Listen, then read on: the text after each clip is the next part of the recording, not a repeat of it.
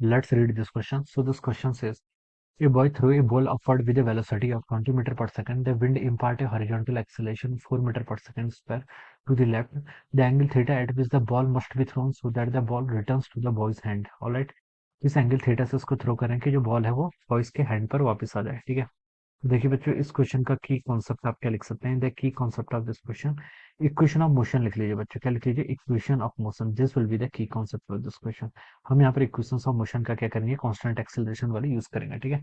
अब बोला गया, देखिए बॉय देखिए क्या कर रहा है, बॉल को थ्रो कर रहा है। ठीक है, बॉल को थ्रो कर रहा है तो बॉल देखिए इस तरीके से ऊपर जानी चाहिए। ठीक है, और फिर वो नीचे ही आ जानी चाहिए। ठीक है, क्वेश्चन में क्या बोला गया?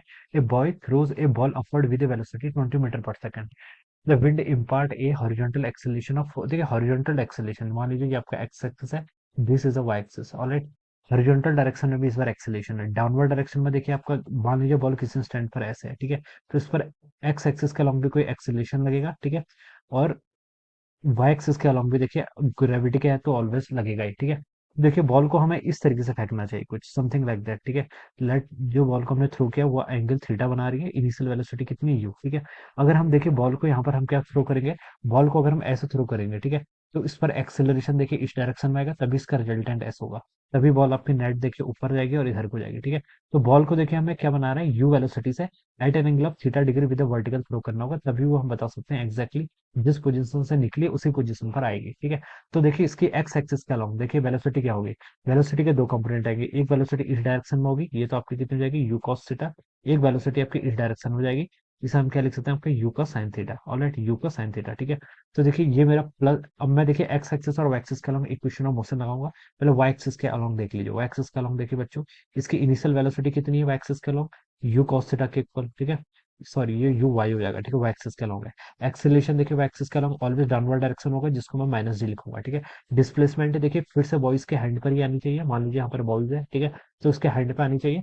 तो वाई एक्सिस के अलॉन्ग देखिए डिस्प्लेसमेंट इसका कितना होना चाहिए, जीरो के इक्वल होना चाहिए। ऑलराइट, और टाइम कितना लेगा, टाइम यहाँ से हम कैलकुलेट कर लेते हैं। तो देखिए बच्चों, इन सारे वेरिएबल्स कनेक्ट करने वाली कौन सी इक्वेशन है, ये वाली equation, y equal to u t plus half acceleration along y times t का स्क्वायर, ये आ जाएगा। ठीक है, y एक्सिस का अलॉन्ग डिस्प्लेसमेंट जीरो होना चाहिए, इनिशियल वेलोसिटी y एक्सिस का अलॉन्ग कितनी है, यू कॉस थीटा इंटू आपका कितना हो जाएगा टी। ठीक है, और plus half acceleration along Y axis minus G into कितना हो जाएगा यहाँ से टी का स्क्वायर। ऑलराइट, तो यहाँ से टी से आपका ये टी कैंसिल हो जाएगा।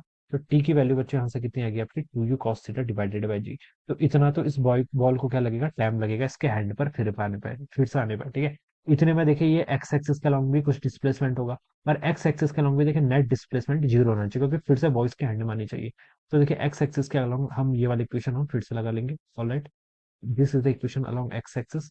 एक्स एक्सिस के अलोंग देखिए स्पीड कितनी है इसकी, you sine theta, you sine theta नहीं माइनस एक्स एक्सिस के अलोंग है, तो यू एक्स की वैल्यू आप यहाँ से माइनस यू साइन थीटा लिख लीजिए। Alright, acceleration along x axis, ये क्वेश्चन में गिवन कर रखे कितना, 4 मीटर पर सेकंड स्क्वायर, ये राइट साइड को है। ठीक है, इस डायरेक्शन में लग रहा है। ऑलराइट, तो अब देखिए बच्चों यहाँ पर से एक्स की वैल्यू देखिए इस इक्वेशन और जीरो पुट कर लीजिए। ठीक है, यू एक्स की वैल्यू कितनी रहेगी, minus you sine theta times आपका टी प्लस आपका हाफ एक्सेलेरेशन 4 इंटू आपके यहाँ से टी का स्क्वायर। ठीक है, टी से बच्चों देखिए यहाँ पर ये टी कैंसिल हो जाएगा, राइट साइड पर हो जाएगा आपका u sine theta, it is equal to कितना हो जाएगा, टू टी के इक्वल। ऑलराइट, तो यहाँ से आपकी टी की वैल्यू देखिए बच्चों आ गई you sine theta by two के इक्वल, कितनी, you sine theta by two के इक्वल। ठीक है, this is my equation two बोल दीजिए, this is my equation one. अब इन दोनों इक्वेशन को देखिए अगर हम इक्वेट कर लेते हैं तो क्या आएगा आपका, देखिए U sine theta divided by two, it should be equal to कितना, two U cos theta divided by G के इक्वल। ठीक है, तो बच्चों यू से आपका यू कैंसिल हो जाएगा। ठीक है, sine theta by cos theta ये आपका टेन थीटा के इक्वल हो जाएगा, और यहाँ पर आपका फोर बाई जी हो जाएगा। ऑलराइट, जी की वैल्यू कितनी होती है, टेन, क्वेश्चन में बोला गया तो इसको रखेंगे तो 0.4। ठीक है,